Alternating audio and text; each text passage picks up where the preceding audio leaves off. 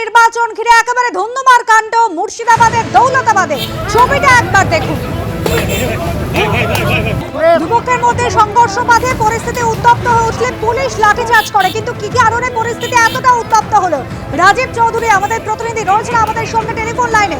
রাজীব, এই সমবায় নির্বাচন নিয়ে কিন্তু বেশ কিছুদিন ধরে উত্তেজনা ছিল এবং এই সমবায়ের মনোনয়নের সময় থেকেই দফায় দফায় কিন্তু উত্তেজনা হয়।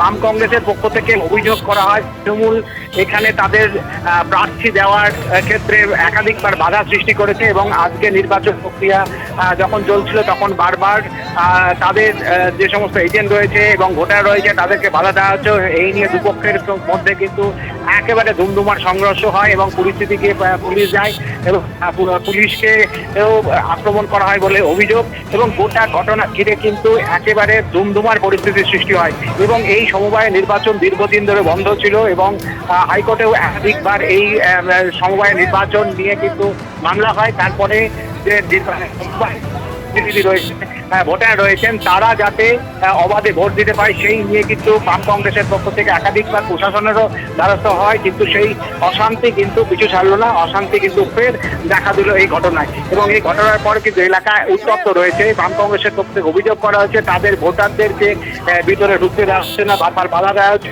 তৃণমূল কংগ্রেসের পক্ষ থেকে। রাজীব, তুমি আমাদের সঙ্গে থাকো। বিরোধীরা যেটা অভিযোগ করছেন যে তাদের প্রার্থীকে বসতে দেওয়া হচ্ছে না এবং এই নিয়ে সংঘর্ষ, এই নিয়ে গন্ডগোল, যে গন্ডগোল এমন পর্যায়ে পৌঁছলো পুলিশ আসে ঘটনাস্থলে এবং তারপর এভাবেই চলে লাঠিচার্জ। টাকার বিনিময়ে ভোটার, বিস্ফোরক অভিযোগ কাকদ্বীপের তৃণমূল বিধায়কের। টাকার বিনিময়ে সরকারি কর্মীরা ভোটার তালিকায় ভুয়ো ভোটার ঢুকিয়েছেন। নেপথ্যে রয়েছে দুষ্ট চক্র, অভিযোগ তৃণমূল বিধায়ক মন্টুরাম পাখিরা। বিধায়ক সরকারি কর্মীদের নিশানা করলেও তৃণমূল নেতাকে টাকা দিয়ে ভোটার লিস্টে নাম তোলার দাবি। তৃণমূল নেতাকে 10,000 টাকা দিয়ে ভোটার তালিকায় নাম উঠেছে, এমনটাই দাবি বাংলাদেশি।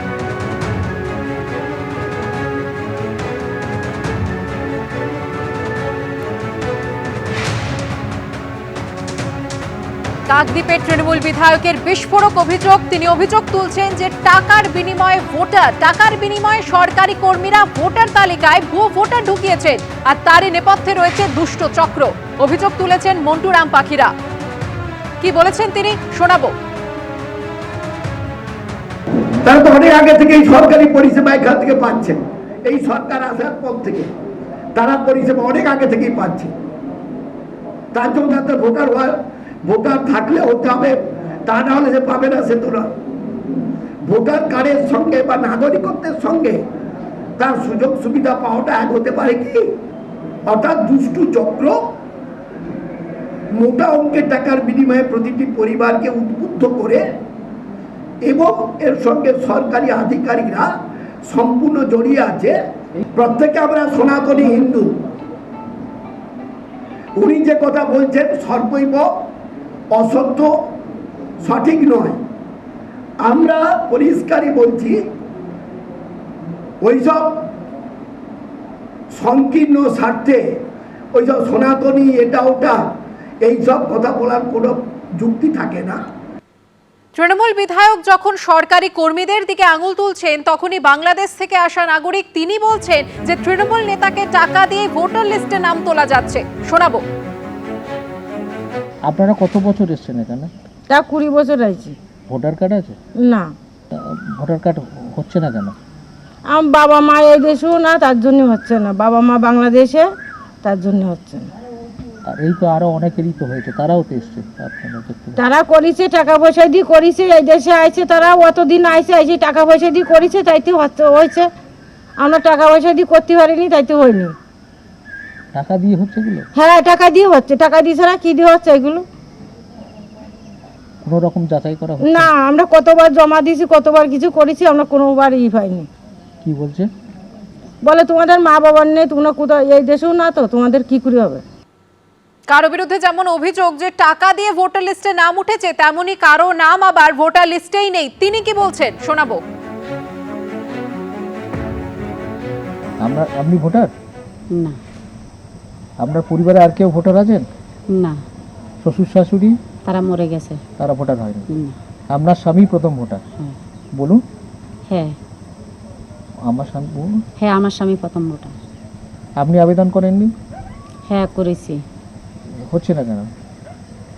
বলছে শ্বশুর শাশুড়ির নাই, মা বাবার নাই, তাই তোমাদেরও নেই, ওই বলতেছে। আমার মা বাবারও ছিল না। আপনাদের আধার কার্ড বা অন্য কার্ড আছে? হ্যাঁ আধার কার্ড আছে, রেশন কার্ড আছে। লক্ষ্মীর ভান্ডার পান? হ্যাঁ। তৃণমূল বিধায়ক মন্টুরাম পাখিরা তিনি বিস্ফোরক অভিযোগ তুলছেন যে নেপথ্যে দুষ্ট চক্র কাজ করছে। টাকার বিনিময়ে সরকারি কর্মীরা ভোটার তালিকায় ভুয়ো ভোটার ঢুকিয়েছে। কারো নাম ভোটার লিস্টে উঠছে, কারো নাম উঠছে না। বাসিন্দাদের বক্তব্যও আপনারা শুনলেন। আর এই গোটা ঘটনা নিয়ে শাসক দলকে কটাক্ষ করেছে বিজেপি। বিধায়ক এখন সাধু সাজলে তো হবে না। এই সরকার চলছে তৃণমূলের সরকার, এই সরকার চলছে তৃণমূলের প্রশাসন, এই সরকার তৃণমূলের কর্মচারীদের দ্বারা হচ্ছে, তৃণমূল যাদেরকে নিয়োগ করেছে তাদের দ্বারা সরকারি কাজ চলছে। তো তারা যদি ঘোটালা করে তার দায় তো তৃণমূলকে নিতে হবে। উনি এখন দায় ছেড়ে দিলে, দায় ঝেলে ফেললে তো চলবে না।